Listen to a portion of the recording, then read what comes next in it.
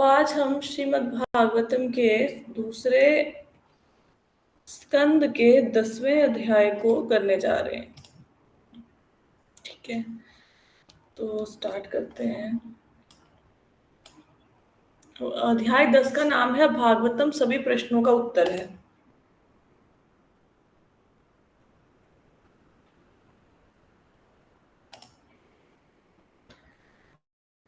देखो, इससे पहले वाले अध्याय में क्या हुआ था?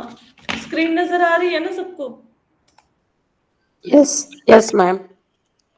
इससे पहले वाला जो अध्याय था उसमें हम लोगों ने जो चर्चा की थी ना, उसमें एक श्लोक उन्होंने बोला था, शुकदेव गोस्वामी ने। कौन सा श्लोक बोला था? उन्होंने बोला था, एक मिनट, जस्ट एक मिनट, मेरे को श्लोक पे जाने दो पहले।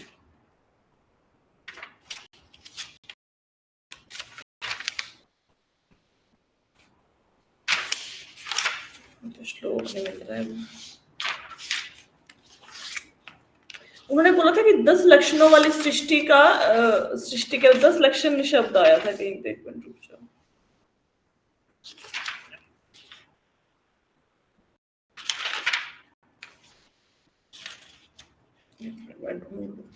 क्योंकि वो वाला श्लोक ना इसका बेस है।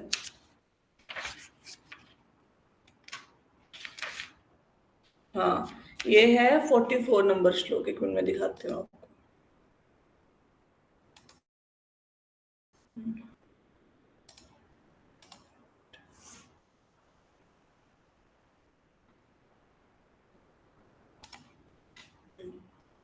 ये एक श्लोक पढ़ा था हमने। इसमें क्या कहा गया था इससे पहले वाले चैप्टर में? तत्पश्चात भगवान द्वारा वर्णित तथा 10 लक्षणों से युक्त पूरक वैदिक साहित्य श्रीमद् भागवतम को पिता ब्रह्मा ने अपने पुत्र नारद को संतुष्ट होकर सुनाया। तो यहाँ पे 10 लक्षणों की बात आई थी ना, तो मैंने बताया था कि इन 10 लक्षणों का वर्णन अगले अध्याय में होगा, है ना? तो अभी ये अगला अध्याय चल रहा है, इसमें 10 लक्षणों का वर्णन आएगा। ठीक है, क्लियर हुआ? अब चलते हैं। ये 10 लक्षणों का वर्णन है। अब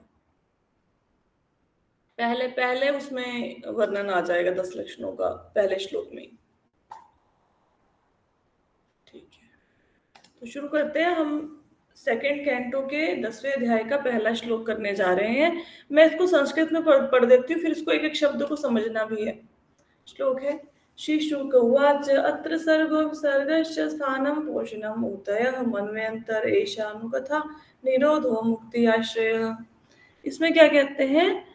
इसमें कहते हैं, शुकदेव गोस्वामी ने कहा, श्रीमद् भागवतम में निम्नलिखित के संबंध में कथनों के 10 विभाग हैं। ब्रह्मांड की रचना, उपसृजन, ग्रहमंडल, भगवान द्वारा संरक्षण, सृजनात्मक प्रेरणा, मन का परिवर्तन, भगवत धाम भगवत ज्ञान, घर वापसी, भगवत धाम, मुक्ति तथा परम सौभाग्य। अब इसको पढ़ना, इसको समझना। मेरे ख्याल से एक ही श्लोक होगा आज, उससे ज्यादा तो होगा नहीं। तो इसमें 10 लक्षणों का वर्णन आया है। कौन सा? अत्र सर्गो, सर्गो। फिर सेकंड शब्द है विसर्ग। थर्ड है स्थानम। फिर पोषणम, ऊतयः, मनवंतर, एशानुकथा, निरोधो, मुक्ति, आश्रय। ये मिला के बनते हैं 10 लक्षण। अब ये 10 लक्षण क्या है? सर्ग क्या होता है? एक एक लक्षण को पढ़ लेते हैं, ठीक है? सर्ग होता है सृष्टि की रचना के लिए प्राइमरीली इंग्रेडिएंट सप्लाई करना। प्राइमरीली इंग्रेडिएंट कौन से होते हैं? मतलब मुख्य मुख्य तत्व सृष्टि की रचना के लिए देना। ये कौन करते हैं, कौन देते हैं ये तत्व? ये महाविष्णु देते हैं। ठीक है, सो इसमें 16 तत्व आते हैं सर्ग में। 16 तत्व कौन से होते हैं? 5 महाभूत, पंच महाभूत। कौन से? पृथ्वी, जल, अग्नि, वायु, आकाश। और पंच ज्ञानेन्द्रियां, पंच कर्मेंद्रियां। पंच ज्ञानेन्द्रियां, पंच कर्मेंद्रियां, और एक हो गया मन। ये मिलके 16 बन गए ना। इसको कहते हैं सर्ग। एक मिनट रुको, देखती हूँ कोई प्रेजेंटेशन बनी पड़ी हो आपके समझाने के लिए। 1 मिनट। मेरे को टाइम नहीं लगा, मेरे को अच्छी सी प्रेजेंटेशन बनानी थी, फिर मैं अच्छे से सब्जेक्ट को समझा पाती, टाइम नहीं लगा प्रेजेंटेशन बनाने का। सर्ग क्या होता है? हाँ, सर्ग होता है, सर्ग का मतलब है भगवान विष्णु सृष्टि की प्रथम, नहीं क्या बोलूं, भगवान विष्णु इस ब्रह्मांड की प्रथम सृष्टि करते हैं। प्रथम सृष्टि का मतलब है ब्रह्मा जी को सृष्टि करने के लिए जिन तत्वों की जरूरत है वो तत्व भगवान विष्णु उन्हें देते हैं। ये कौन से हैं? ये हैं 16। 16 तत्वों में क्या आता है? 16 तत्वों में 5 हो गए पंच महाभूत, पृथ्वी जल अग्नि वायु आकाश, 5 होगी ज्ञान इंद्रियां, आंख कान नाक जीभ त्वचा, 5 होगी कर्म इंद्रियां, हाथ पैर जननेन्द्रियां, मलमूत्र के पास स्थान, ठीक है। और एक हो गया आपका बुद्धि या मन में से कोई आएगा, एक minute, let me check.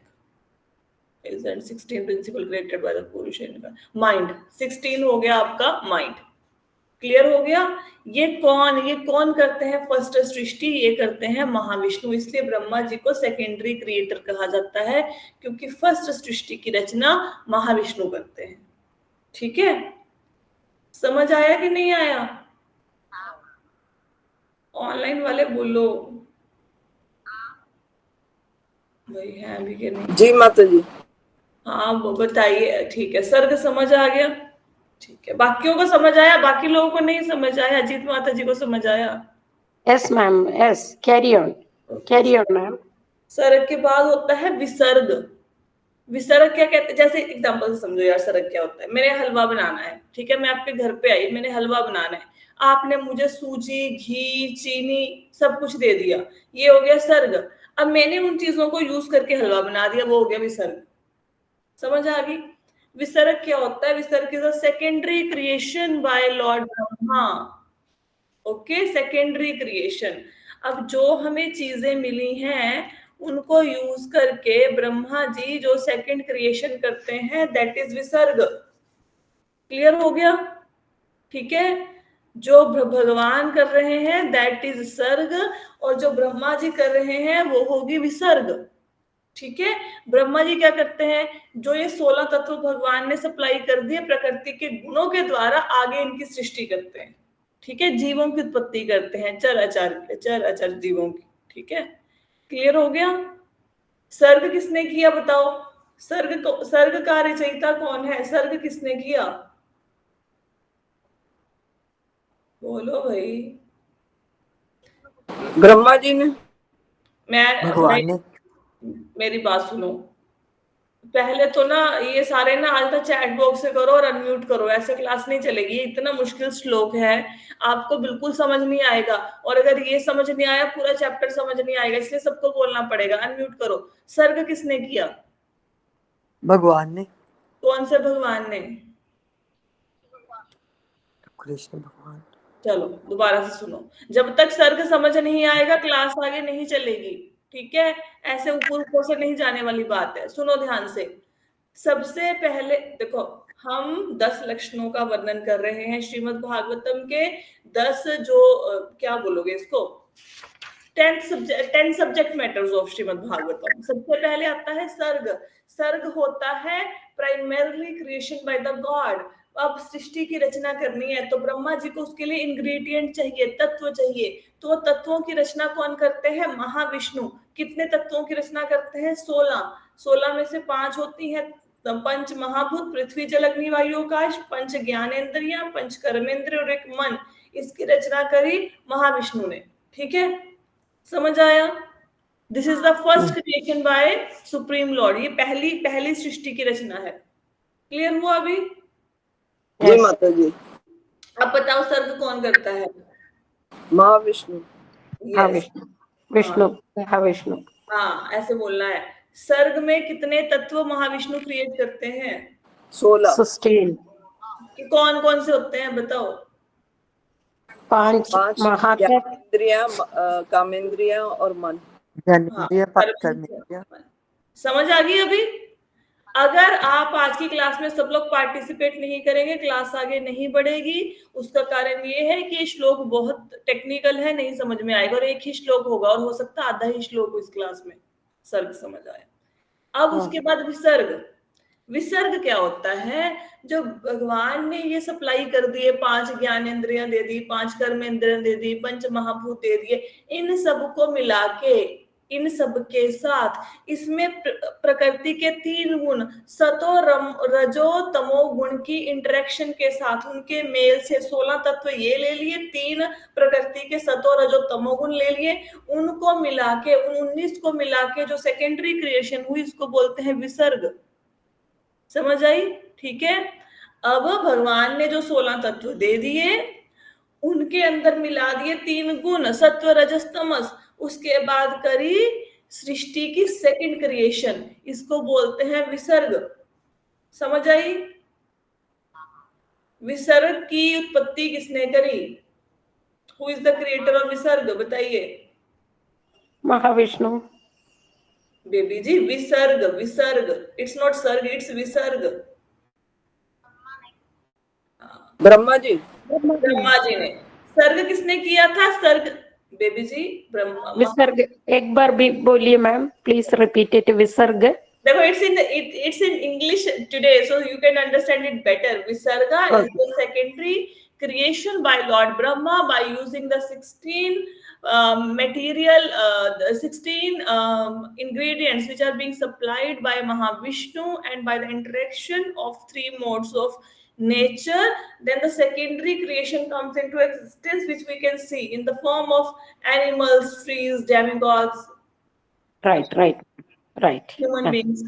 Now you can understand Visarga. Yes, made by Brahma. Made Yes. by Who has created Visarga? Brahma ji. And who has created Sarga then? Mahavishnu. With how many elements the Sarga has created? First one 16. First one is primarily creation, primary creation. This is the first creation. Okay. Sarga means primary creation. ठीक है? Primary creation, and Visarga means secondary creation. Okay. Now you can understand it. Yes ma'am. बाकी सबको समझ आया भाई? आगे चले। अब नहीं हाँ ना बोलेंगे ना तो चलेंगे नहीं। ठीक जी माता जी। ठीक है, विसर्ग हो गया, सर्ग। अब आ गया स्थानम। What is स्थानम? स्थानम होता है द प्लेनेटरी सिस्टम। अब देखो कितनी ह्यूमन बीइंग की 84 लाख योनियां ना हमारी। अब 84 लाख योनियां जो अब ब्रह्मा, देखो भगवान ने 16 तत्व दे दिए, ब्रह्मा जी ने उसमें प्रकृति के 3 गुण मिला के ये मनुष्य, पशु, पक्षी, इंसेक्ट, देवता सब क्रिएट कर दिए। ठीक है। अब इनको रहने के लिए स्थान तो चाहिए, कोई ना कोई जगह तो चाहिए। तो कौन डिसाइड करेगा कि कौन सा बंदा कहाँ जाएगा? पाताल में कौन जाके रहेगा? ये स्वर्ग में जाके देवता बन के कौन रहेगा? कौन बंदा धरती पर रहेगा? ये पशु पक्षी कहाँ पे रहेंगे? तो इनको स्थान तो देना पड़ेगा ना रहने के लिए। तो ये होता है स्थानम। स्थानम मतलब जो 14 हमारे लोक है ना, उनकी सृष्टि।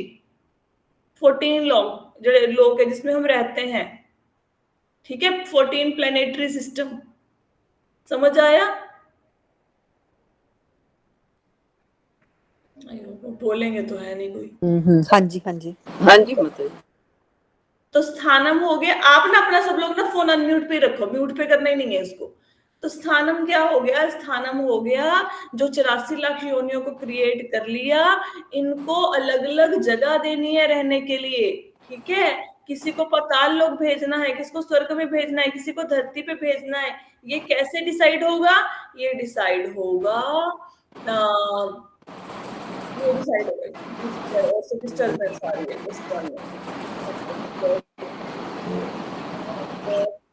अंजलि माता जी, आपके एंड पे डिस्टर्बेंस आ रही है शायद, आपने इसको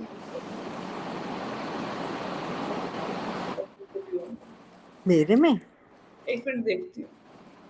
नहीं, ये जीत माता जी के यहाँ पे शायद डिस्टर्बेंस आ रही है। चलो मैंने म्यूट पे कर दी। जीत माता जी के यहाँ पे डिस्टर्बेंस आ रही थी।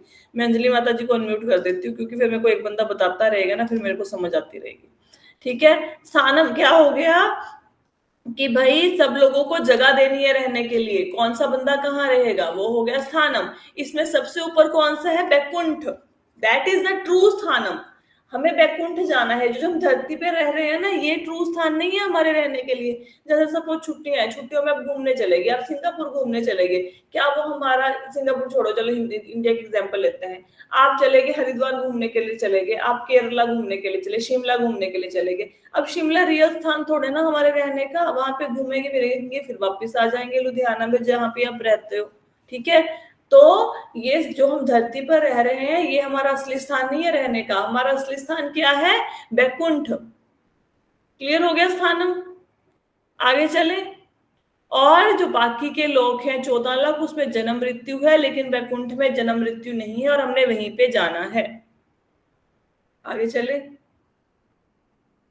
अच्छा, यहीं तक बनाई थी प्रेजेंटेशन, चलो कोई बात नहीं, टाइम नहीं लगा होगा। इसमें से मैं आपको श्लोक में से समझाती हूँ बाकी सारा। गोधाम और बैकुंठ हाँ, नहीं है। बैकुंठ में ही ले लीजिए आप, बैकुंठ में ही ले लीजिए, ठीक है। अब सर्ग समझ आया। सर्ग महाविष्णु ने 16 तत्व सप्लाई किए। विसर्ग जो ब्रह्मा जी ने सेकेंडरी क्रिएशन करी सृष्टि की। स्थानम मतलब सब लोगों को जगह दे दी रहने के लिए। अब आ गया पोषणम। अब सब लोग रह रहे हैं, अब खाना तो चाहिए सबको, पालन पोषण तो करना है ना, तो पोषण कौन करेगा, कौन करेगा पोषण, बताइए। विष्णु जी। हाँ, वो विष्णु जी पोषण करेंगे, ठीक है। तो पोषण करते हैं भगवान विष्णु। क्लियर हो गया, मतलब मेंटेनेंस बाय द गॉड, ठीक है। जो भगवान विष्णु पोषण करते हैं, ये देखो पोषणम, प्रोटेक्शन करते हैं। पोषणम का बेसिकली पालन भी मतलब होता है। पोषणम का मतलब ये भी है कि भगवान जो है वो पोषण करने का मतलब ये होता है, जैसे आप अभी भक्ति पालना कर रहे हो, करते हैं। पालना करना। कभी कभी गलती हो जाती है ना, गलती होने का मतलब ये है कि कभी कभी जैसे भक्ति करते हुए कोई अपराध हो गया, कुछ हो गया, तो भगवान फिर वहां पे रक्षा करेंगे, आपकी पोषण करेंगे, ठीक है, प्रोटेक्शन करेंगे। पोषण बेसिकली मतलब प्रोटेक्शन, प्रोटेक्शन करते हैं भगवान, ठीक है। फिर हमें सही रास्ते पे लेके आएंगे। सर्ग समझ आया, विसर्ग समझ आया, स्थानम पोषणम पालन करना, और अगर कोई गलती हो जाए तो सही रास्ते पे लेके आना। अब इसके बाद है ऊतयः। ऊतयः क्या होता है, सृष्टि की प्रेरणा, ठीक है। तो जो हम काम कर रहे हैं किसकी प्रेरणा से, भगवान की प्रेरणा से है। ब्रह्मा जी ने सृष्टि की रचना करी, कैसे करी, भगवान की प्रेरणा से, दैट इज ऊतयः, सृजनात्मक प्रेरणा, ठीक है। क्लियर हुआ, ऊतः सृष्टि करने की प्रेरणा, इंस्पिरेशन। क्लियर, कुछ नहीं समझ आया तो पूछ लो भाई। क्या नहीं, नाम समझ गया मैं, मेरा? समझ गया, समझ समझ गया। गया। आगे आता है मनवंतर। अब मनवंतर क्या होता है, मनवंतर होता है, ये 4 जो युग होते युग हैं। होते हैं ना। हाँ, चतुर्युग होते हैं। कौन से, सतयुग, त्रेता, द्वापर, कलयुग। इन सबको मिला के बनता है एक चतुर्युग, ठीक है। और इन चतुर्युगों को मिला के बनता है जब ब्रह्मा जी का एक दिन होता है ना। ब्रह्मा जी का एक चतुर्युग मतलब आपको बताया था ना, 4 अरब 32 करोड़ घंटे पर ब्रह्मा जी का एक दिन। ब्रह्मा जी के एक दिन में 14 मनु आते हैं। 14 मनुओं का मतलब क्या है, 14 मनुओं का मतलब ये है, ब्रह्मा के एक दिन में पहले एक मनु आएगा, वो शासन करेगा, फिर दूसरा, फिर तीसरा। ये मनु करते क्या है, ये मनु लोगों को धर्म के नियम देते हैं, ठीक है। तो अभी कौन से मनु का शासनकाल चल रहा है, चौथे का। नहीं, कौन से मनु का मनवंतर चल रहा है, ये व्यवस्वत मनु, व्यवस्वत मनु का शासनकाल चल रहा है। तो ब्रह्मा के एक दिन में 14 मनु होते हैं। एक मनु अप्रोक्सीमेटली 71 टू 72 चतुर्युगों तक राज्य करता है। कहीं कहीं पे 72 लिखा हुआ है, कहीं कहीं पे 71 लिखा हुआ है। तो 71 या 72 चतुर्युगों तक एक मनु राज्य करता है, एक मनु का शासन काल होता है। तो अभी व्यवस्वत मनु मेरे ख्याल से 6वें या 7वें मनु है, उनका शासन काल चल रहा है। क्लियर हो गया मनवंतर। माता जी इसको दोबारा बता। मतलब ये जो आप तो 6वें 7वें बोल रहे हैं, तो मतलब इतनी पुरानी हमारी पृथ्वी है। हाँ, इतनी पुरानी है, बिल्कुल है। ठीक है, अच्छा बताते हैं। ब्रह्मा जी का एक दिन होता है ना, ब्रह्मा जी का एक दिन, ये समझते हैं एक दिन? हाँ जी, हाँ ठीक है, जी। ब्रह्मा जी का एक दिन। ब्रह्मा जी के एक दिन में 14 मनु आते हैं। कितने मनु आते हैं? 14। ये मनु लोगों को धर्म के नियम बताते हैं। ठीक है? धर्म के नियम। तो एक मनु का जो शासनकाल होता है वो 71 to 72 चतुर्युगों का होता है। ठीक है, 71 से लेके 72 चतुर्युगों का। ठीक है, ये यहां से आपको समझा देते हैं, फोटो बना देती हूँ आपके लिए। एक मिनट होल्ड करो, अच्छे से समझा देते हैं। थोड़ा मुश्किल है, कोशिश करोगे तो समझ आ जाएगा। मैं तो बहुत इजी समझाने की कोशिश कर रही हूँ आपको। आप इसकी फोटो भेज देंगे? फोटो भेज दूंगी। ठीक है, ये देखो मैं समझाती हूँ। देखो, कलयुग होता है 4,32,000 साल का। स्लाइड शो कर देते हैं। कलयुग होता है 4,32,000 साल का। द्वापर होता है 8,64,000 का। त्रेता युग होता है 12,96,000 का। सतयुग होता है 17,28,000 का। ठीक है, इन सबको मिला के एक 4 युगों को मिला के एक चतुर्युग बनता है। ठीक है, क्लियर हो गया? तो इनको मिला के जो चतुर्युग बना, वो जो ऐसे चतुर्युग 71 मिला लो, 71 ऐसे चतुर्युग मिला लो, तो वो उसको कहते हैं मनवंतर। सतयुग, त्रेता, द्वापर, कलयुग को मिला के एक चतुर्युग बनता है, एक दिव्य युग बनते हैं। जब 71 या 72, कहीं पे 71 लिखा हुआ है, कहीं पे 72, जब 71 चतुर्युग मिलते हैं तो एक मनवंतर होता है। अभी समझ आया कि नहीं आया? हाँ जी, हाँ जी। जीत माता जी, आपको समझ आया? जी माता जी। ये जो 71 चतुर्युग है, इतनी देर तक एक मनु शासन करता है। एक मनु का शासनकाल होता है। और कितने मनु आते हैं ब्रह्मा जी के एक दिन में? 4 अरब 32 करोड़ साल में कितने मनु आते हैं? 14 मनु आते हैं। क्लियर हो गया? माता जी ये दोबारा बता दो लास्ट को।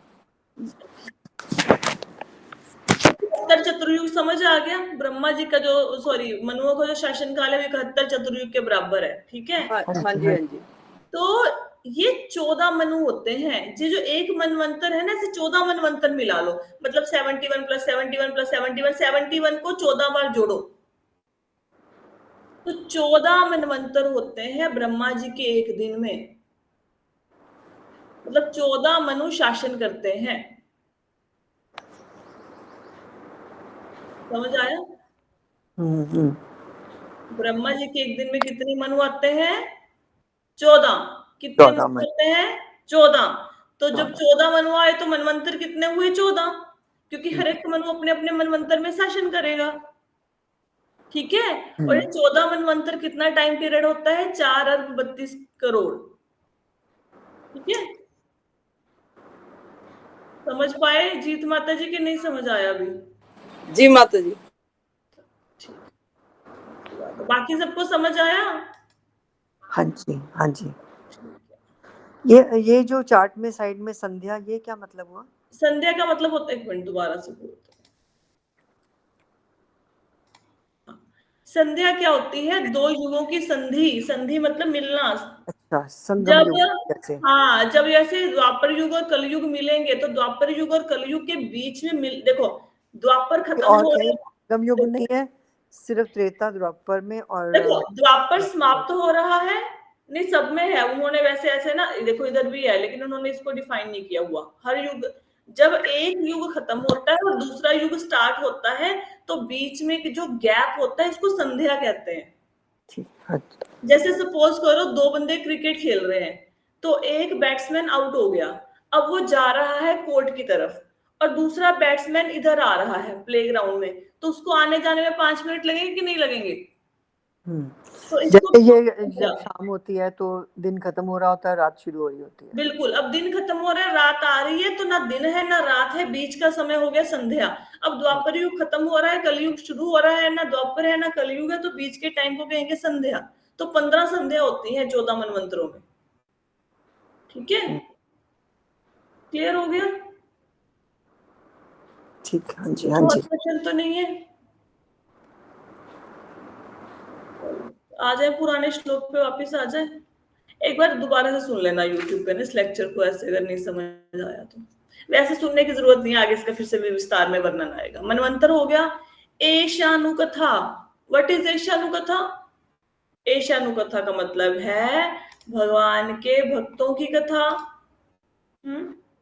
और भगवान विष्णु ने सृष्टि की कैसे रचना करी उसकी कथा।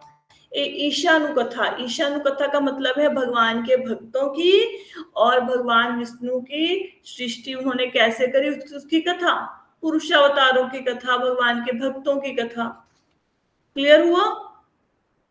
ये दिख रहा है ना आपको? लॉर्ड विष्णु वेरियस इनकारनेशन, भगवान ने जो अलग अलग सृष्टियों की रचना करी उसकी कथा और भक्तों की कथा, अलग अलग सृष्टियों की कथा और भक्तों की कथा, ईशानु कथा। समझ आया? हाँ जी, हाँ जी। निरोध, निरोध क्या होता है? भगवान के घर वापिस जाना। अब मैंने बताया था ना, एनहिलेशन कहते हैं इसको इंग्लिश में। अब इसमें क्या होता है कि जैसे मैंने बताया कि शिमला गए, पैसे खत्म हो गए, फिर घर वापस आ गए, तो हमने कहाँ जाना है? घर वापस जाना है ना भगवान के, उसको बोलते हैं निरोध। घर वापस आ जाओ, अब अपने बहुत घूम फिर लिया, ठीक है, घर वापस आओ। क्लियर हो गया? अपने ओरिजिनल स्वरूप को प्राप्त करना जो कि शाश्वत है, दैट इज निरोध।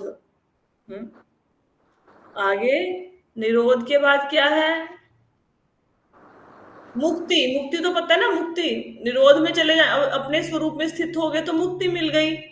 और आश्रय, आश्रय का मतलब क्या है? आश्रय कौन है? हमारे आश्रय कौन है ये बताइए? आश्रय कौन है सब लोगों के? भगवान। कौन से भगवान? भगवान विष्णु। कृष्ण। कृष्ण। तो आश्रय कौन है? कृष्ण। ठीक है, तो आश्रय का मतलब हो गया भगवान के विषय में जानना, भगवान कृष्ण के विषय में जानना। ठीक है, दोबारा रिवाइज करवा दूं सारा एक बार? देखो, करवा दो। सबसे पहले होता है सर्ग। देखो 10 शब्द आए, क्या पहले श्लोक पढ़ते हैं फिर एक बार दोहराते हैं। श्री शुक उवाच अत्र सर्गो विसर्गश्च स्थानं पोषणम ऊतयः मन्वन्तरेशानुकथा निरोधो मुक्ति आश्रय। कहते हैं सर्गो। सर्गो का मतलब क्या है? सर्गो का मतलब है महाविष्णु सबसे पहले सृष्टि की रचना के लिए 16 तत्व देते हैं। पंच महाभूत, पंच ज्ञानेन्द्रियां, पंच कर्मेंद्रियां और मन। कौन देता है? महाविष्णु। तो महाविष्णु ने पहली सृष्टि करी, ये हो गया सर्ग। ठीक है, फर्स्ट क्रिएशन। जैसे मैं आपके घर में आई, आपने मुझे सूजी, घी और वो चीनी पकड़ा दी कि हलवा बना दो, ठीक है, तो ये सर्ग हो गया। विसर्ग, मैंने उन सब चीजों को लेके हलवा बना दिया। विसर्ग का मतलब क्या है? विसर्ग का मतलब है सेकेंडरी क्रिएशन। भगवान विष्णु ने सिर्फ तत्व दे दिए, लेकिन जीवों की रचना नहीं करी। जीवों की रचना कौन करते हैं? ब्रह्मा जी। तो ब्रह्मा जी ने वो 16 के 16 तत्व लिए, उसमें प्रकृति के गुण मिला दिए, रजोगुण, सतोगुण, तमोगुण, ठीक है, और उन्होंने 84 लाख योनियों की उत्पत्ति कर दी। इसको बोलते हैं सेकेंडरी क्रिएशन।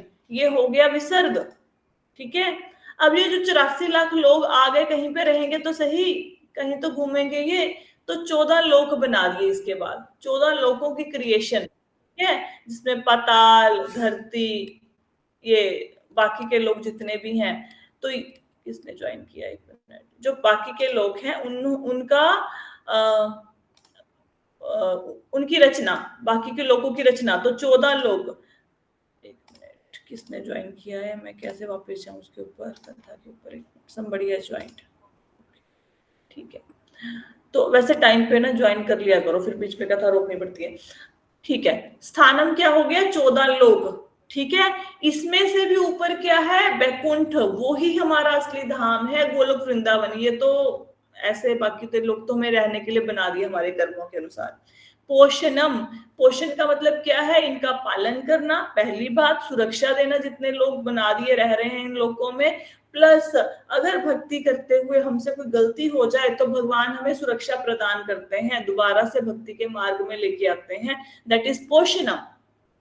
उतयः, उतय क्या होता है, सृजनात्मक प्रेरणा, मतलब सृष्टि करने की प्रेरणा देना, इसको बोलते हैं उतयः। अब हम लोग सारा काम कर रहे हैं, कोई ना कोई घर बार भी खाना बना रहे हैं, ऑफिस जा रहे हैं, कोई ना कोई तो प्रेरणा दे रहा है ना, ये हो गया उतय। अगर प्रेरणा नहीं देंगे ना सब लोग ना, ये अपने अपने घरों पर देखो, सृष्टि की रचना होगी, सबको पृथ्वी पताल सब जगह पे रख दिया, स्थान दे दिए रहने के लिए, अगर प्रेरणा ही नहीं देंगे तो काम कैसे करेंगे, सारे निठल्ले बन के सो जाएंगे अपनी अपनी जगह पे। तो उतयः, अब उनको उनको प्रेरणा देनी है काम करने की। मनवंतर, मनवंतर किसको कहते हैं, चतुर्युग, 4 युगों को मिला के एक चतुर्युग बना, और जब 71 चतुर्युगों को मिलाया जाता है तो एक मनु का शासनकाल होता है। ब्रह्मा के एक दिन में 14 मनु आते हैं, ठीक है। तो एक मनु के शासनकाल को मनवंतर कहा जाता है, ठीक है। तो मनुओं का परिवर्तन, मनु क्या करते हैं, धर्म के नियम देते हैं। आगे ईशानु कथा, ईशानु कथा क्या होती है, ईशानु कथा होती है भगवान के भक्तों की कथा, भगवान के अवतारों की कथा, भगवान की लीलाओं की कथा, ठीक है। फिर आ गया निरोध, निरोध का मतलब क्या है, अपने घर वापस जाओ, ब्रहली पृथ्वी पे बस जाओ, गोलोक वृंदावन बैकुंठ में जाओ। मुक्ति क्या मिलेगा उससे, मुक्ति मिल जाएगी जन्म मृत्यु से, और किसके पास पहुंच जाएंगे, अपने परम आश्रय के पास। परम आश्रय कौन है, भगवान कृष्ण भगवान। अरे नहीं माता जी, कृष्ण भगवान आश्रय, ठीक है। तो आश्रय का वर्णन हुआ है 10th कैंटो में, जो श्रीमद् भागवतम का 10th कैंटो है, उसमें आश्रय का वर्णन हुआ है। पहला श्लोक समझ आया? माता जी पहले आपने जो आश्रय बताया, जो तो वो तो भगवान कृष्ण बताया था कि उनके आश्रय में जाना है। वो आश्रय नहीं था, वो आश्रय तो क्या भगवान होता है, कृष्ण है। मैं आपको बोलूं दिस इज ओल्ड बुक, उसका मतलब है ये पुरानी किताब है। मैं आपको बोलूं ही इज ओल्ड मैन, इसका मतलब है वो बूढ़ा आदमी है। तो आश्रय शब्द किस कॉन्टेक्स्ट में यूज किया जा रहा है वो आपको पता करना पड़ेगा। ये आश्रय का मतलब, जो तब मैंने बात करी थी आज से महीना पहले, वो मैंने बोला था कि ये संपूर्ण विश्व है, इसका आधार कौन है, ठीक है। अब ये बात चल जा रही है कि आश्रय कौन है, सारे जगत का आश्रय कौन है। तो आप उनको, अब कुछ लोग विष्णु तत्व की पूजा करते हैं, वो महाविष्णु कहेंगे, जो बैकुंठ में, जो विष्णु के चतुर्भुज रूप की पूजा करते हैं वो बैकुंठ में जाएंगे, और जो कृष्ण भगवान की पूजा करते हैं भगवान कृष्ण के धाम में जाएंगे। तो विष्णु भगवान की जो पूजा करते हैं उनके लिए आश्रय विष्णु हो गए, जो कृष्ण भगवान की पूजा करते हैं उनके लिए आश्रय कृष्ण हो गए। समझ आ गई? जी माता जी।